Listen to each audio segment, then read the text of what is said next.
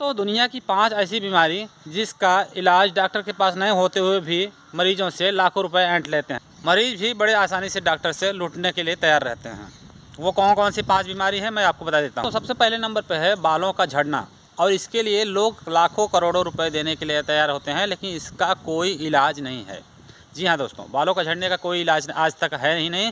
बस कुछ हद तक स्किन के स्पेशलिस्ट जो होते हैं, स्किन में अगर कोई प्रॉब्लम है, एक्जिमा वगैरह है, कोई बीमारी है आपको, तो एलोपेशिया वगैरह, तो इसका इलाज है। लेकिन बालों का झड़ने का इलाज आज तक है ही नहीं तो करोड़पति अरबपति क्यों टकले हो जाते।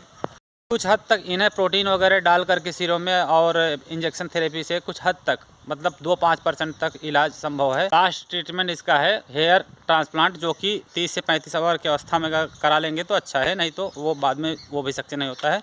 और मार्केट में देखा जाए तो बहुत सारे ऐसे सॉल्यूशन, बहुत सारे ऐसे दवाइयाँ हैं जो कि रीग्रोथ करने का दावा करती हैं, लेकिन कोई रीग्रोथिंग का ऐसा तेल या फिर कोई दवा नहीं बना हुआ है।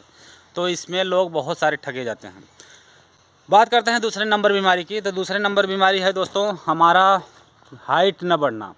हाइट के बढ़ाने के लिए लोग न जाने क्या क्या कर लेते हैं, कितनी कितनी उपाय कर लेते हैं, लेकिन हाइट बढ़ना एक हेरिडिटीज प्रॉब्लम होती है, आनुवंशिक गुण होता है। जो माता पिता बड़े हैं उनके बच्चे बड़े होते हैं, अक्सर ये देखा जाता है। ग्रोथ होना डॉक्टर्स के बस में नहीं है। प्रोटीन युक्त चीज़ें जैसे सोयाबीन, अंडा या फिर मछली, जो भी चीज़ें हैं, या हरी सब्जी, दाल वगैरह, ये चीज़ अगर आप लेते हैं तो कुछ हद तक इंक्रीज़ कर सकते हो अपनी हाइट। मतलब कि अच्छे खान पान जो होते हैं वो हाइट बढ़ने में सहायता करती हैं, लेकिन वो हाइट बढ़ाएं ऐसा पॉसिबल नहीं है। तो हाइट बढ़ने का अगर हाइट अप वगैरह आप कोई भी दुनिया भर की दवाइयाँ निकली हुई हैं, अगर ऐसे दवाइयों के चक्कर में पड़ते हैं तो आप गलत पड़ रहे हैं। आप सावधान हो जाइए, आपको डॉक्टर्स लूटने के लिए तैयार हैं। दोस्तों बात करते हैं तीसरे नंबर की बीमारी की। तो वो है हमारे दांतों का झड़ना या फिर दांतों का प्रॉब्लम। दांतों के लिए बहुत सारे दवाइयाँ बनी हुई हैं कि आप माउथ वॉश कर लीजिए, आप ये दवा खा लीजिए, वो दवा खा लीजिए, लेकिन एक्चुअली दांतों के लिए स्पेशल दवाई कोई नहीं बना हुआ है। आपके मसूड़ों के प्रॉब्लम को दूर किया जा सकता है, लेकिन दांतों का अगर आप का दांत कमज़ोर हो गया है, कैविटीज़ लग गया है या कोई बीमारी हो गई है, तो आपके दांतों का इलाज नहीं है।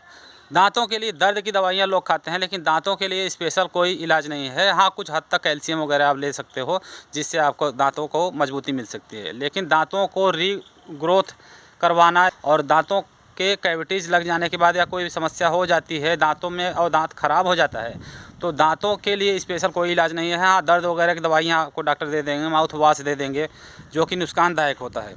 तो दांतों का इलाज कोई नहीं है। बात करते हैं चौथे नंबर बीमारी की, जो बीमारी नहीं है लेकिन बीमारी ही है।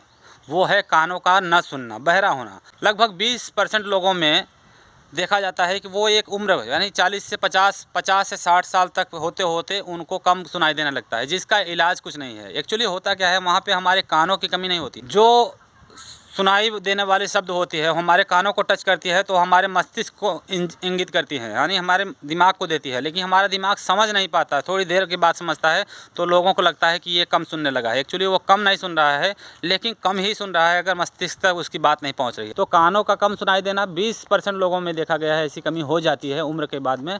तो इसका कोई इलाज नहीं है। इसके बारे में अगर इलाज करवाते हैं तो कोई इलाज नहीं है, इसमें भी पैसा आप फालतू में बहाएंगे।